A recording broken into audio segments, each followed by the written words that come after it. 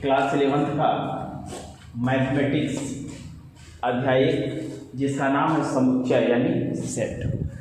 यह पहला वीडियो आप लोगों के लिए मैथमेटिक्स का शुरू होने जा रहा है अध्याय 1 से समुच्चय यानी सेट।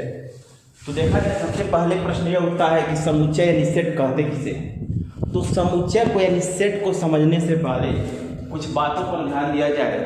जैसे कहा जाए कि जे से प्रारंभ होने वाले, जैसे कहा जाए कि जे से प्रारंभ होने वाले महीनों का नाम बताइए, तो उसमें आपके तीन जो है महीने ऐसे हैं जो जे से प्रारंभ होते हैं, जैसे कि जनवरी, जून और जुलाई।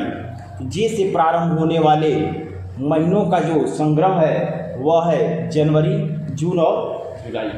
फिर कहा जाए कि कक्षा में सभी बालकों का संग्रह।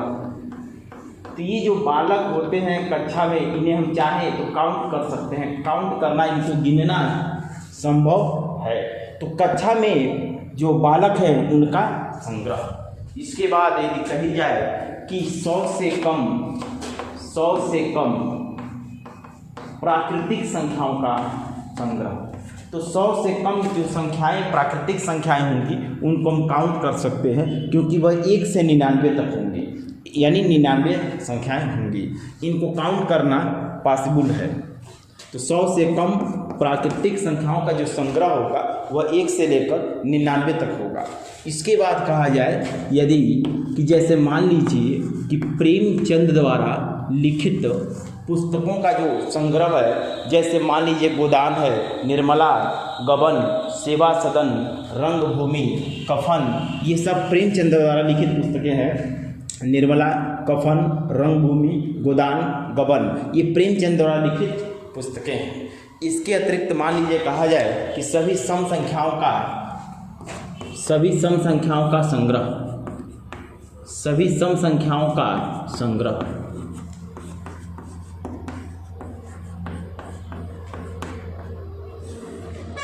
तो इसमें 2, 4, 6, 8, 10, 12, 14 इस प्रकार से जाएगा। मान लिया जाए आपसे यदि कहा जाए कि इस अध्याय में आने वाले सभी प्रश्नों का संग्रह, तो इसे भी हम काउंट कर सकते हैं। तो ये जो संग्रह है यानी जो समूह है, जी से प्रारंभ होने वाले महीनों का संग्रह, कक्षा के सभी बालकों का संग्रह, 100 से कम प्राकृतिक संख्याओं का संग्रह, प्रेमचंद द्वारा लिखित पुस्तकों का संग्रह, सभी सम संख्याओं का संग्रह, इस अध्याय में आने वाले सभी प्रश्नों का संग्रह। ये जो संग्रह है, यह जो समूह है, यह जो झुंड है, इसी को हम लोग जो है यहाँ समुच्चय कहते हैं, सेट कहते हैं। यानी समुच्चय किसे कहते हैं, सेट किसे कहते हैं। तो पहली बात ये जानने कि समुच्चय का मतलब होता है संग्रह, समुच्चय का मतलब होता है कलेक्शन, समुच्चय का मतलब होता है झुंड। जैसे एक जैसी अनेक वस्तुओं का जो संग्रह है उसे हम लोग समुच्चय कह सकते हैं। लेकिन एक बात ध्यान देना होगा, एक जैसी वस्तुओं का सुपरिभाषित संग्रह समुच्चय यानी सेट कहलाता है।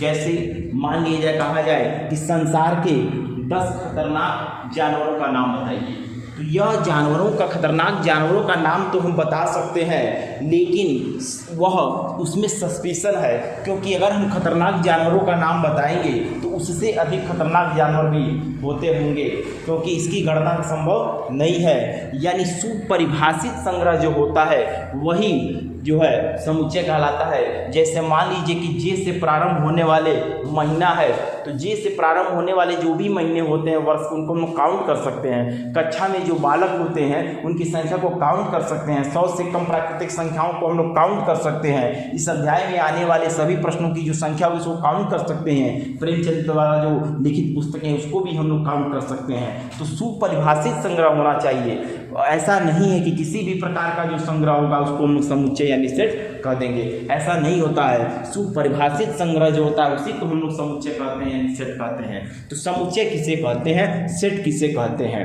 तो समुच्चय की परिभाषा देते समय यह ध्यान रखेंगे, सुपरिभाषित संग्रह कहा जाता है। वस्तुओं का सुपरिभाषित संग्रह समुच्चय कहलाता है, सेट कहलाता है। जैसे कि जे से प्रारंभ होने वाले महीनों का समुच्चय, जे से प्रारंभ होने वाले महीनों का संग्रह एक समुच्चय है। कक्षा में सभी बालकों का संग्रह समुच्चय है। 100 से कम सभी प्राकृतिक संख्याओं का संग्रह समुच्चय है। प्रेमचंद द्वारा लिखित पुस्तकों का संग्रह समुच्चय है। सभी सम संख्याओं का संग्रह समुच्चय है। इस अध्याय में आने वाले सभी प्रश्नों का संग्रह समुच्चय है। तो वस्तुओं का सुपरिभाषित संग्रह समुच्चय कहलाता है। समुच्चय की खोज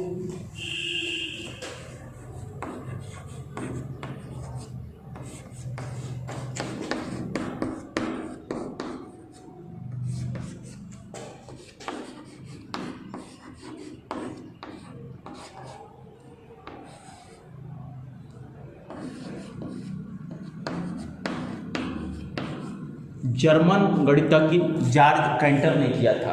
समुच्चय की खोज जर्मन गणितज्ञ जॉर्ज कैंटर ने किया था। तो समुच्चय किसे कहते हैं? समुच्चय किसे कहते हैं? वस्तुओं का सुपरिभाषित संग्रह समुच्चय कहलाता है, सेट कहलाता है। समुच्चय की खोज जर्मन गणितज्ञ जॉर्ज कैंटर ने किया था। दूसरे शब्दों में यह देखा जाए तो एक जैसी वस्तुओं का जो सुपरिभाषित संग्रह होता है उसे हम लोग समुच्चय कहते हैं। अब हम लोग बढ़ते हैं अभ्यास की तरफ। समुच्चय की खोज जॉर्ज कैंटर ने किया था, जो जर्मन गणितज्ञ थे। अब अभ्यास की तरफ हम लोग बढ़ते हैं तो देखा जाए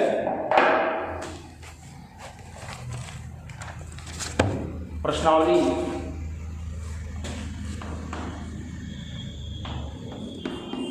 है 1.1। यदि आप लोगों के पास बुक हो तो बुक को खोल करके और उसमें देख सकते हैं प्रश्नावली 1.1। पहला क्वेश्चन है, जो अभी हम उदाहरण लिए थे वही पहला क्वेश्चन दिया है अभ्यास में। क्वेश्चन में कहा है कि निम्नलिखित में कौन से समुच्चय हैं। तो उसमें रोमन में 9 क्वेश्चन दिए हुए हैं और बताना है कि उस 9 पार्ट में से कौन कौन सा पार्ट ऐसा है जो समुच्चय है। तो अभी बताया गया समुच्चय किसे कहते हैं। वस्तुओं का सुपरिभाषित संग्रह समुच्चय कहलाता है। और जो उदाहरण दिया गया था वही जो है क्वेश्चन में दिया हुआ है, इसको आप लोग क्वेश्चन से देख के नोट कर सकते हैं। इसके बाद हम बढ़ते हैं क्वेश्चन नंबर 2। क्वेश्चन नंबर 2 आपका दिया हुआ है कि मान लीजिए ए बराबर क्वेश्चन नंबर 2 पर आते हैं।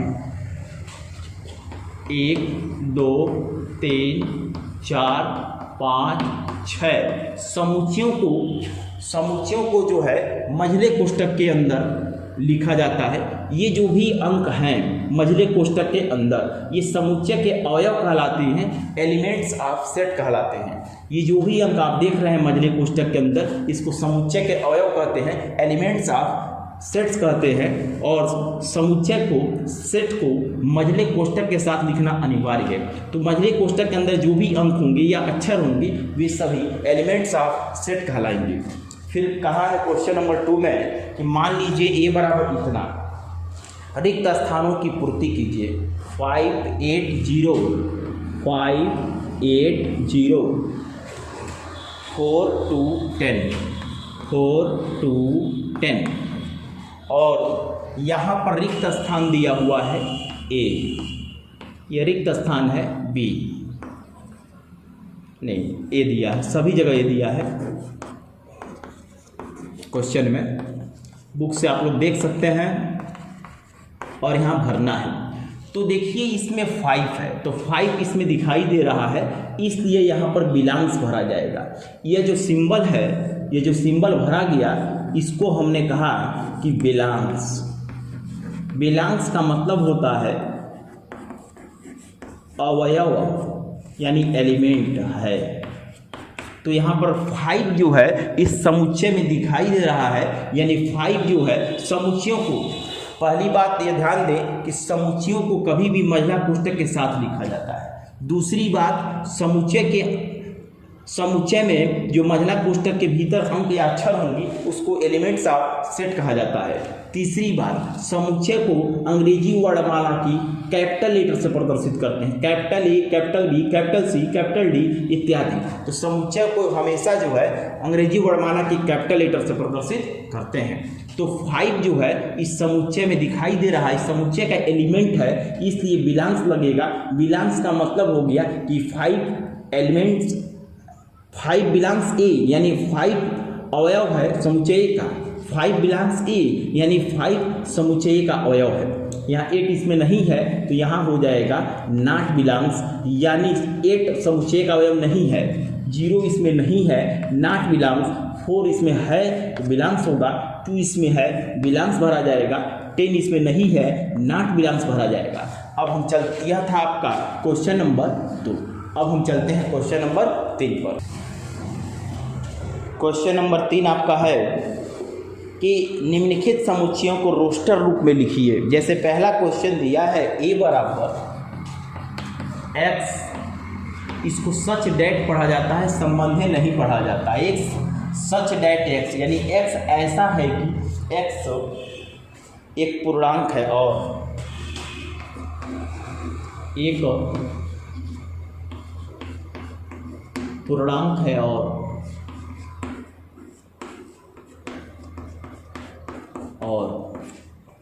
ये क्वेश्चन अभी लिखा जा रहा है -3 लेस देन x। ये क्वेश्चन आपका दिया है और इसमें कहा गया है कि इसको रोस्टर रूप में लिखिए।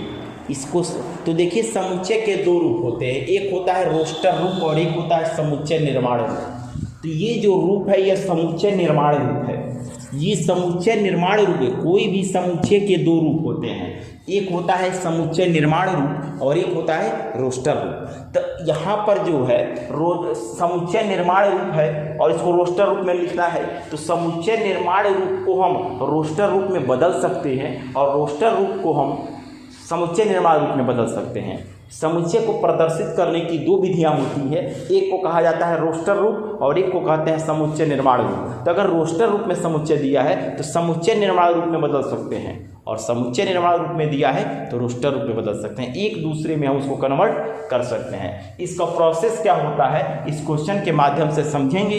यह आपका क्वेश्चन नंबर है 3। तो यहाँ पर जो है समुच्चय निर्माण रूप दिया हुआ है। समुच्चय निर्माण रूप की पहचान है कि x सच डेट x करके लिखा रहता है, x सच डेट x करके लिखा रहता है समुच्चय निर्माण रूप में। रोस्टर रूप में जब बदलेंगे तो यह नहीं लिखा जाएगा, यानी इसका रोस्टर रूप क्या होगा देखा जाए। रोस्टर रूप, इसके रोस्टर रूप में हम प्रदर्शित करेंगे तो देखा जाए, यहाँ कहा गया है कि x ऋण 3 से बड़ा है और 7 से छोटा है। x के वैल्यू को यहाँ नोट किया जाएगा। तो ऋण 3 से बड़ा है x और 7 से छोटा है। तो ऋण 3 से बड़ा में ऋण 2 होगा, ऋण 1 होगा, 0 होगा, 1 2 3 4 5 6 होगा। 7 से छोटा है कहा है तो 6 से हम आगे नहीं लेंगे। तो ऋण 3 से बड़ा लेना, x का मान ऋण 3 से बड़ा होगा। ऋण 3 से बड़ा का मतलब ऋण 2, ऋण 1, 0 1 2 3 4 5 6 और 7 से छोटा है x, इसलिए 6 तक लिख करके हम रोक देंगे। यानी यह आपका जो रूप है समुच्चय, ये दोनों सेम समुच्चय है, बस रूप अलग अलग है। ऊपर वाली लाइन जो है यह समुच्चय निर्माण रूप है और नीचे वाली जो लाइन है वह रोस्टर रूप है। तो समुच्चय निर्माण रूप में x संबंधी x करके लिखा रहता है, शॉर्टकट में प्रदर्शित किया जाता है और रोस्टर रूप में स्पष्ट रूप से विस्तार करके लिखा जाता है। इस प्रकार समुच्चय के 2 रूप होते हैं। समुच्चय निर्माण रूप को रोस्टर रूप में बदला गया, चाहे तो रोस्टर रूप को समुच्चय निर्माण रूप में बदल सकते हैं, जो क्वेश्चन नंबर 4 में हम लोग देखेंगे। क्वेश्चन नंबर 3 में इसी प्रकार अन्य पार्ट है, सभी पार्ट समुच्चय निर्माण रूप में दिए हुए हैं, रोस्टर रूप में लिखना है, जिसकी विधि आप लोग समझ लिए। अब आते हैं क्वेश्चन नंबर 4 पर।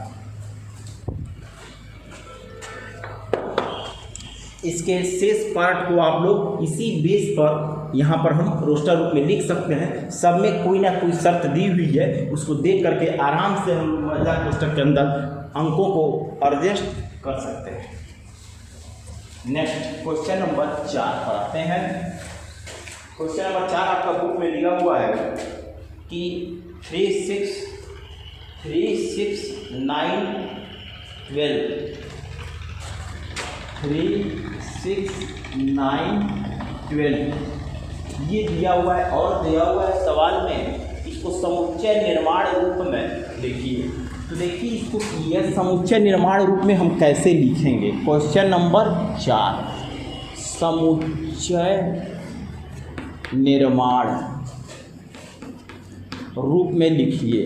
तो हम अभी बताया आप लोगों को कि समुच्चय को लिखने के 2 तरीके हैं, एक है समुच्चय निर्माण रूप और एक है रोस्टर। सवाल नंबर 3 में समुच्चय निर्माण रूप में क्वेश्चन था और उसको किस में लिखना था, रोस्टर रूप में, और यहाँ पर रोस्टर रूप में समुच्चय दिया है और इसको समुच्चय निर्माण रूप में लिखना है।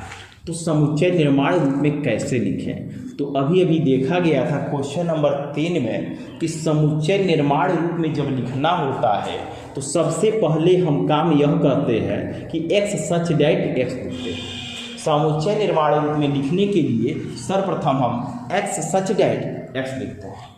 इसके पश्चात हम यह देखते हैं कि ये जो अंक दिए हुए हैं किस नियम पर दिखाई दे रहे हैं, किस रूल पर दिखाई दे रहे हैं, उसी को यहाँ पर हम शब्दों में लिखेंगे। तो यहाँ पर हमें क्या दिखाई दे रहा है, 3 से कटने वाली संख्याएं दिखाई दे रही हैं। जो भी अंक यहाँ होंगे किसी न किसी नियम के आधार पर होंगी, कोई ना कोई नियम का पालन कर रहे होंगे। उस नियमों को किस आधार पर अंक लिखे गए हैं उस नियमों को हम लोग अपने कॉमन सेंस के आधार पर कैच कर लेंगे। जैसे यहाँ 3 से कटने वाली संख्याएं हैं, इसका मतलब यह हो गया कि 3 का यह गुणज है। x सच डैट x एक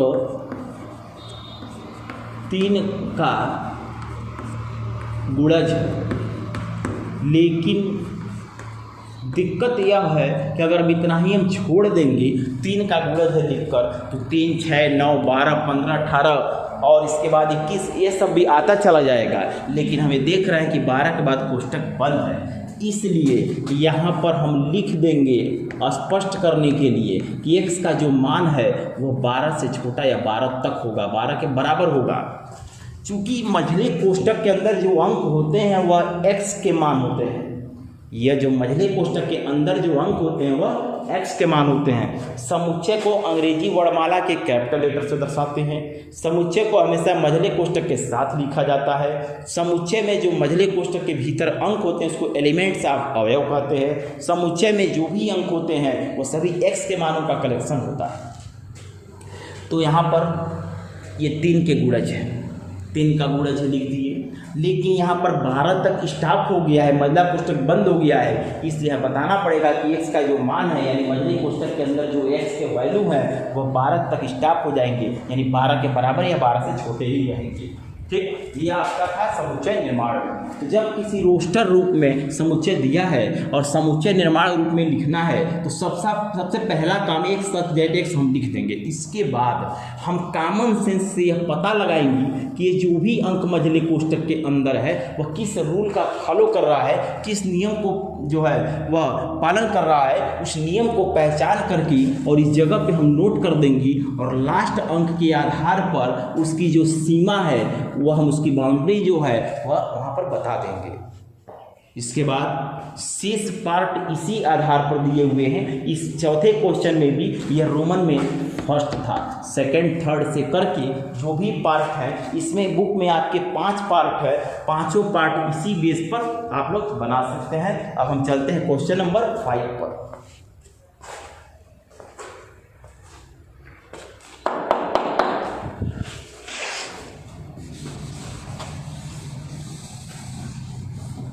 क्वेश्चन नंबर 5 आपकी बुक में दिया हुआ है x सच डेट x। ये क्वेश्चन नंबर 5 का पहला पार्ट, x सच डेट x एक विषम प्राकृतिक संख्या है, a बराबर दिया है।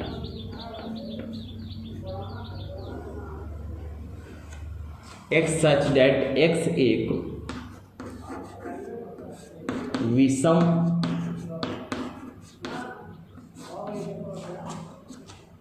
प्राकृतिक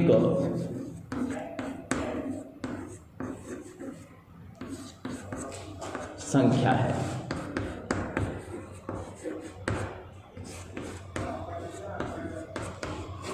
पूछा है कि निम्नलिखित समुच्चयों के सभी अवयवों को सूचीबद्ध कीजिए। तो यहाँ सूचीबद्ध करना है, इसमें आपके 6 पार्ट हैं। सूचीबद्ध करना, इसमें 6 पार्ट है। तो देखिए, सूचीबद्ध कीजिए का मतलब होता है रोस्टर रूप में लिखिए। सूचीबद्ध कीजिए का मतलब रोस्टर रूप में लिखिए। रोस्टर रूप में लिखना आप लोग समझ गए हैं। तो इसको सूचीबद्ध रूप में जब हम लिखें, सूचीबद्ध जब करेंगे तो क्या हो जाएगा, ए बराबर विषम प्राकृतिक संख्या। आप लोग जानते हैं कि प्राकृतिक संख्या 1 से स्टार्ट होती है, इसलिए 1 से ही हम स्टार्ट करेंगे। विषम प्राकृतिक संख्या कहा है, इसलिए 1 के बाद 3 लिखना होगा, फिर 5 लिखना होगा, फिर 7 लिखना होगा। प्राकृतिक संख्या कहा है तो 1 से शुरू करेंगे। प्राकृतिक संख्या जो होती है अनंत तक जाती है, डैश डैश करके छोड़ देंगे तो मान लिया जाएगा कि वह अनंत तक दर्शाया गया है। तो यह सूचीबद्ध रूप हो गया। दूसरे शब्दों में हम कह सकते हैं कि रोस्टर रूप में इसे लिखना था। ठीक है, तो विषम संख्याएं जो हैं वह प्राकृतिक संख्या 1 से शुरू होगी, लेकिन सभी संख्याओं को न लिखते हुए केवल विषम संख्याओं को नोट किया जाएगा और अनंत तक प्राकृतिक संख्या जाती है। इस प्रकार से यह समुच्चय जो था, ऊपर वाली लाइन जो थी समुच्चय निर्माण रूप दिखाई दे रहा है, जिसको सूचीबद्ध करके नोट किया गया है। इसी प्रकार इसके 5 पार्ट हैं जिनको आप सॉल्व कर सकते हैं। अब हम आते हैं क्वेश्चन नंबर 6 पर।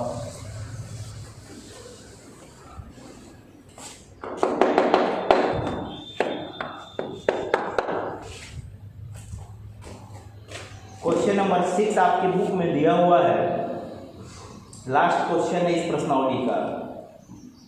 बाईं ओर रोस्टर रूप में लिखित और दाईं ओर समुच्चय निर्माण में वर्णित समुच्चयों का सही मिलान कीजिए। तो एक तरफ लिखा हुआ है समुच्चय निर्माण रूप और एक तरफ लिखा हुआ है रोस्टर रूप। अब उसको हमको सही से जो है मिलान करना है। तो आप लोग जानते हैं कि रोस्टर रूप और समुच्चय निर्माण रूप की पहचान क्या है, किस प्रकार से लिखा जाता है, अभी आप लोगों ने देखा। बिल्कुल इजी क्वेश्चन है, इधर से हम लोग पढ़ेंगे, इधर मिलान कर देंगे। जैसे फर्स्ट में दिया है 1 2 3 6, इधर के साइड में दिया है 1 2 3 6। इसको मिलान करना है बगल में जो दिया है उससे। तो किससे मिलान किया जाएगा इसका? तो इधर बगल के साइड में जो दिया है, बगल के साइड में इधर दिया है कि ये 4 पार्ट है। तो बगल के साइड में एक जगह दिया है x एक अभाज्य संख्या है, उसी से मैच करेगा और 6 की भाजक है, तो उसी से इसको मैच करा देंगे। x एक अभाज्य संख्या है, 6 की भाजक है। 1 मिनट, 6 की भाजक दिया है, 6 की भाजक है। तो एक बात आप लोगों को बता दें कि जो 6 है वह 1 से भी कटेगा, 2 से भी कटेगा, 3 से भी कटेगा, 6 से भी कटेगा। यानी ये जो भी एलिमेंट्स हैं, ये समुच्चय के जो भी अवयव हैं, ये सभी के सभी 6 के भाजक हैं।